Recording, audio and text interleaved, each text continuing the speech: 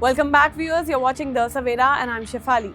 The Bengal Files is already surrounded by intense debate over before its official release, with allegations of historically distortion and misrepresentation. The controversy has its roots as now the film depicts Gopal Mukherjee, a significant figure during one of the darkest chapters in Bengal's history. The 1946 Calcutta riots, also known as the Direct Action Day riots. In its trailer, the film introduces Gopal Mukherjee with the phrase "Ek tha butcher," a characterization that has deeply angered his family. His grandson, Shantanu Mukherjee, has filed a formal complaint and issued a legal notice to director Vivek Ranjan Agnihotri demanding an apology and immediate correction. Shantanu insists that this portrayal is not only factually wrong, but also an insult to his grandfather's legacy. The historical background is crucial to understand this dispute. On August 16, 1946, the Muslim League, led by Muhammad Ali Jinnah, called for Direct Action Day to press its demand for the creation of Pakistan. The call triggered massive communal violence in Calcutta, now Kolkata, resulting in days of rioting between Hindus and Muslims.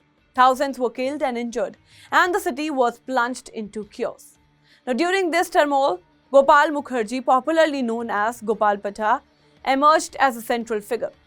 Contrary to the label of butcher, historical account and local narratives describe him as a wrestler, businessman and member of the Anushasan Samiti, a revolutionary nationalist group.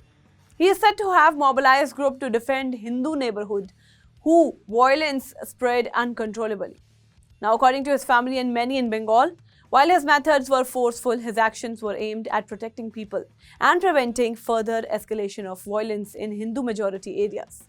Shantanu argues that the branding, such as a figure as a butcher, erases the complexity of his role and unfairly maligns someone who, in their view, acted to protect communities during an unprecedented bloodbath. He says such distortion will not only damage his family's honor but also hurt the sentiments of those who know the history of Bengal's struggle during partition-era violence. Now, meanwhile, the controversy is also gaining political dimensions. As the trailer launched in Kolkata on August 16, chaos erupted when opponents allegedly tried to obstruct the event by cutting the venue's electrical wiring. Agnihotri accused the ruling party in West Bengal of deliberately trying to disrupt the program, questioning why permissions were withdrawn at the last moment and why hotel authorities failed to provide support. The Bengal Files, produced by Abhishek Agarwal, Pallavi Joshi and Agnihotri, features Mithun Chaturvedi, Anupam Kher, Pallavi Joshi and Darshan Kumar. Much like Agnihotri's earlier work, The Kashmir Files, the film is already being seen as politically charged, with critics warning that it could deepen communal divisions, while supporters claim it sheds light on aspects of history often overlooked in mainstream narratives.